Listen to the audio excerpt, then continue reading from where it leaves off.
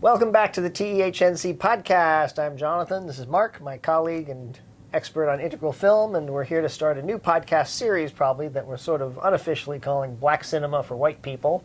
We might actually make that the official title because we really are looking at a whole crew of young black filmmakers. We think there's sort of a renaissance happening among mostly under 40, I would say, although Ava Duvernay is a couple years older than that, but they're fairly young still filmmakers and just working in a very advanced way, doing a lot of what we consider called complex communication and integrative communication. Integrative communication, and they're really illuminating, at least for us, a lot of what the issues are that black people face and a lot of the way it's hard for white people to see these things.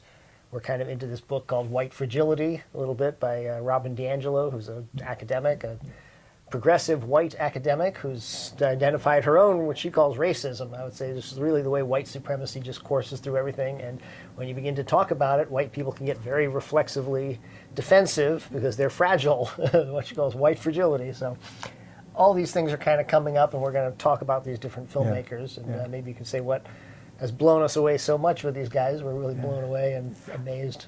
Well, for me, these two areas, which is they're communicating in a complex, integrative form, and they're addressing deep, profound, important issues about race, white supremacy, and the systems of power, all of this stuff, in a very indirect way. Subtle, indirect, and yet very powerful and very, I believe, transformative for white people, because it bypasses our natural, embedded, culturalized defense mechanisms against even talking about racism or facing it. Mm-hmm. And so they're going under the radar, but in a way that is penetrating, I believe.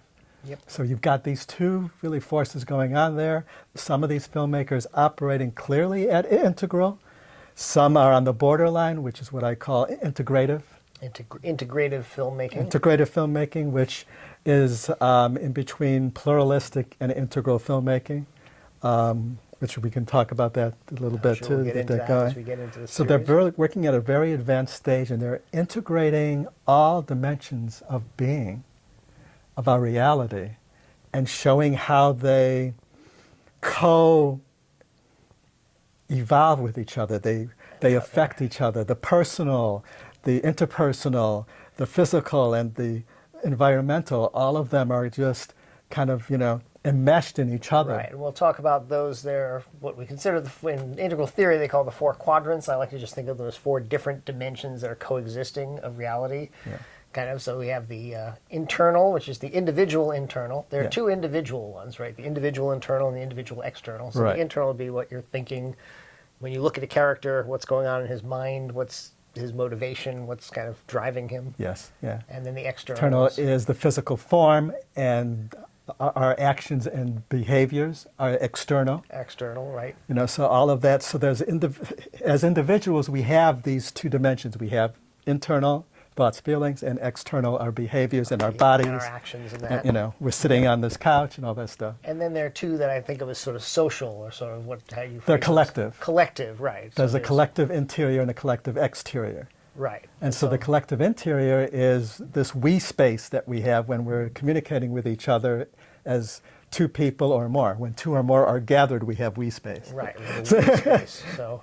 So that also relates to culture, or to culture is a kind of expanded form of the we space. So that is part of language. That quadrant, and that so movies can be addressing all these different levels. On the fourth level, do, yeah. Right, and then they usually do, but often they're not doing it in a deep way, and often they're fairly superficial. Yeah. And then the fourth space or level or quadrant, as you call systems, environment.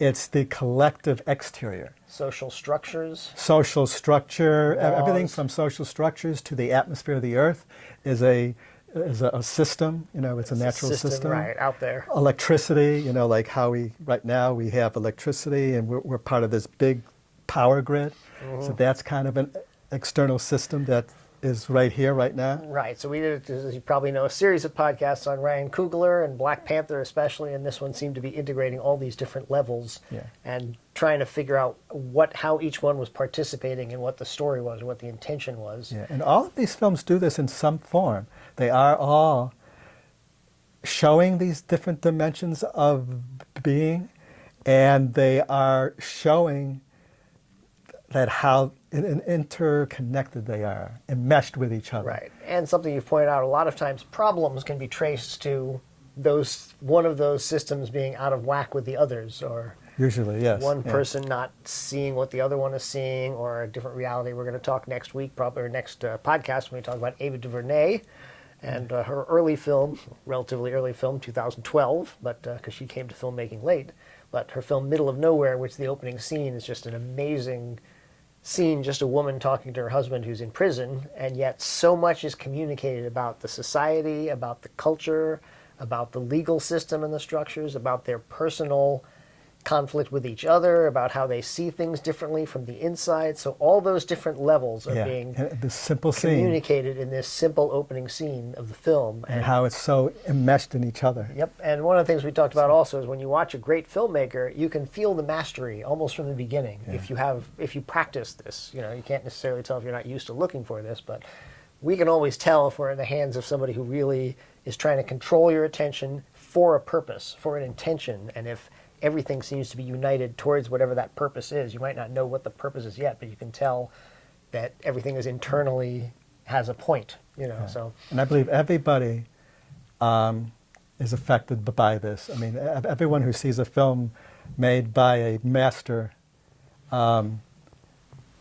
feels safer in letting go and getting lost in the film unconsciously. If you trust the person. If you trust the person that's... And the film. Yeah, right. So if you trust the film, and so a master will instantly make you feel like you're in strong hands, Right. Sure That's hands. one of the reasons we love people like Denis Villeneuve, who did the Blade Runner film, and Kubrick, and you look at some of these real masters who you're in the field. Hitchcock, and Kubrick. these black filmmakers, or African-American filmmakers, however you want to call it, they seem to all have this quality of being really understanding all the different layers they're working on. And we may as well name some of the filmmakers. We have Ava DuVernay, who made Selma, about Martin Luther King, which is also a much deeper film. It could have been like a TV movie. It sounds like a TV movie when you describe it. It's a film about Martin Luther King. So that's a feel-good film. It's going to show how noble he was and how terrible it was that black people got beaten up when they were fighting for their success. That's that sort of superficial level, but she works a much deeper level and really talks about how he was a tactician and all kinds of different levels. Yeah. In that film. She also made 13th, which is a good documentary about the 13th Amendment, which essentially, once they outlawed slavery, they said, well, the 13th Amendment said accept as punishment for a crime, and then suddenly the society created a whole slew of crimes where they could lock up black people and enslave them again, essentially. And so there's a very deep exploration of how white supremacy is just weeded through the core culture of the U.S. A very interesting documentary. And of course, Wrinkle in Time, which Wrinkle is in the most Time recent she film. made, which was the most Beautiful recent film. one, which is a very beautiful Flawed, film. but Flawed but beautiful, right? Yeah. We didn't talk about that But yet we will. in great depth, but we will, right? And then this film that she made in 2012, Middle of Nowhere, which was an early film. Beautiful, Very beautiful small, masterpiece. beautiful film, and she won the Best Director for that. And made a big deal. That was the first black woman to win the Best Director, and that always gets us into this conflict of, do we talk about, even just talking about black cinema, privileges the point of view of white cinema, because we don't talk about Hollywood as being white cinema. We just talk about it as the film, the cinema, because the default is white, and if it's black, then it's something other. And so that reinforces that. But it's also the case that if there's a crew of black filmmakers talking about white supremacy, you have to identify it as such in order to be able to see it. So we have to deal with the labels, but we hopefully won't get lost in them. Exactly. So, I mean, I prefer to say with Ava DuVernay is she probably just made the best film that year, and she won the Best Director. But also... Not because she's a woman, not because she's black, just because she made the best film and won the Best Director. But these things, there's always a level of politics, there's always a level of white fragility where they're like, let's give it to a black person, we can feel good about ourselves. And so you have all these different layers. But she did deserve it. I'm sure she deserved it because it's a it. magnificent film. Yeah, magnificent. And also, we want to. I'd like to throw in real quick. We'll talk about it more when we talk about her. But she's also doing a lot of advanced work in feminine communion storytelling. Yes, feminine communion as well. So she's doing some amazing groundbreaking work in that area, which is really... And again, with a lot of these filmmakers, one of the things that we've noticed is that they seem to be doing very deep work, but they're not films about race, they're not films about gender, they're not films about any of these political things, and yet they're very much about them. You see, now this is, I think, where this new movement in black cinema, or even in cinema in general, this is part of what they're doing is part of our cinema, and all cinema, all of us. What they're doing is they're addressing these issues that we need healing on in a way that can finally maybe get through to us past our defenses. So this is a potentially transformative approach that they're doing to finally get at racism and white supremacy. Because what they're doing is that they're not pointing the finger at anybody, they're pointing a finger at it and how it is part of our whole existence, how it's embedded in everything, from the personal and interpersonal to the collective. How all those things are affected by... Yeah, and so, because they're connecting us on a very personal way with the characters and their stories is embedded in this structural reality, we're able to bypass our defenses, and actually, hopefully a lot of us will be able to see through a personal relationship with the characters, you know. Yeah, and for that, we talked a little bit about how it's like Sufi storytelling. A lot of the great Sufis' tales have hidden meanings that as you come back to them, as you become more advanced as a student of Sufism, as a spiritual student, you see more in them, or as you get older. And of course, you probably come back to movies or books or plays or something. As an older person, you see a whole level to them that you didn't know, because when you first see it, you've never been in a real relationship in your life. But once you've been in a relationship for years and you've gone through heartbreak and all these things, different things have meaning. These films feel like that too, like they have depth to them, and that if you see them a second time, you're going to see a whole other level, because each one is about much more than what it's just about. Yeah, and I just realized that also our other frame that we use, the 4 levels of storytelling, they're integrating those while they're integrating the 4 dimensions simultaneously. So you have the surface level text, you have a lot of subtext going on, you got a lot of metatextual or themes going on, and you got the archetypal going on. And some of them are talking about the evolution of consciousness itself. Yes. Not as deeply as some other films necessarily, but some do. But a lot of them do. So Ava DuVernay is one of the people we're looking at who's just a major filmmaker now. I consider her in the front rank of filmmakers. And then we also have Ryan Coogler, of course, and then we have Barry Jenkins, who made Moonlight, which won the Academy Award a couple of years ago. Yeah. Really good, interesting film, but he previously made a film called Medicine for Melancholy with Wyatt Cenac from The Daily Show, about basically a young millennial hipster couple in San Francisco Bay Area having this sort of love affair. And that's a very interesting film as well. So if I heard Ava DuVernay talk about how if that had been running on Netflix and more people had seen it, they wouldn't have been as surprised when Moonlight came out that it was such a good movie, because he's a great filmmaker, and he's also... And very integrative. He's doing this complex integrative storytelling. And we're going to probably have a podcast about him as well, Barry Jenkins. And then we also have Donald Glover, who's maybe known as Childish Gambino from This Is America. But also his video, TV but series. He also has a TV series called Atlanta, which is... He obviously has a lot of creative control over that show, and it's a really sophisticated look at well, one of the things that's so interesting is that show in particular, but even I would say Midnight, the Ava DuVernay one, Middle of Nowhere, they're kind of representing how tough it is to be a middle-class black person or an educated black person, because you're kind of trapped in this world between the street and the sophisticated world. It's much harder to get out of that the way white people just take for granted. The way they viscerally capture that for us, though. See, that's how they can communicate across the barriers, is you're getting this visceral, we start to feel what it's like to be torn between these two worlds. Like Donald Glover is a Princeton dropout, but he went to Princeton. His girlfriend is a beautiful black woman who you find out maybe even in the second season that she's German. She speaks fluent German, and she's German. You don't even have any idea, because she's so American and so kind of modern. And so that's that sort of European quality, while also being a manager for his cousin who's a hip-hop artist in the streets of Atlanta and who's also a drug dealer. So he's sort of straddling these two worlds, and part of that is because he's not really accepted into the in either one. in either one, right? But especially he's not going to be accepted into the upper middle class world he would be part of, because as a black person he's always black, which is a point they make as well. So that's another one of the filmmakers. We have another one, I think, as well. Jordan Peele is also Jordan there. Peele, who made Get Out. Now that film Yeah. is not necessarily as close to integral, but it is integrative, I would say, in a lot of ways. It's very And integrative, yeah. And it's definitely doing what we consider complex communication. Yeah, In the way it's and trying him and his partner Key, right? Key, right. Did a short, I think it's called School Bully, School Bully, right. which was we're an gonna look at. amazing integral short. I Right, mean, it and we'll look at really that kind one of as well. bam. We'll look at you know. Jordan Peele later. And when we talk about Jordan Peele, we'll. Right, yeah, so sure. we're really curious what he's going to do next. I guess he just produced Spike Lee's new film, Black Klansman. I think it's called Black Klansman with 3 Ks on it. I think so.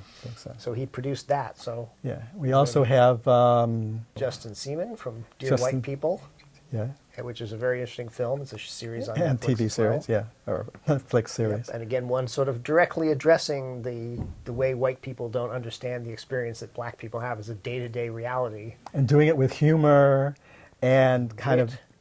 this meta approach, which is wonderful. And then there's also Dee Reese, who made Mudbound, which a lot of people have now seen on Netflix. Mudbound was another one that had that sort of level of complex communication about race, more specifically about race, because Yeah. it took place. Well, the race issue in that film is more upfront. Right, it's more Yeah. upfront because it's about a black soldier who comes back from the war and goes back to his home in the South and ends up having to deal with being a black man in the South in 1945 or 6, you know. So that film is kind of in between the old and new way of approaching this. you know.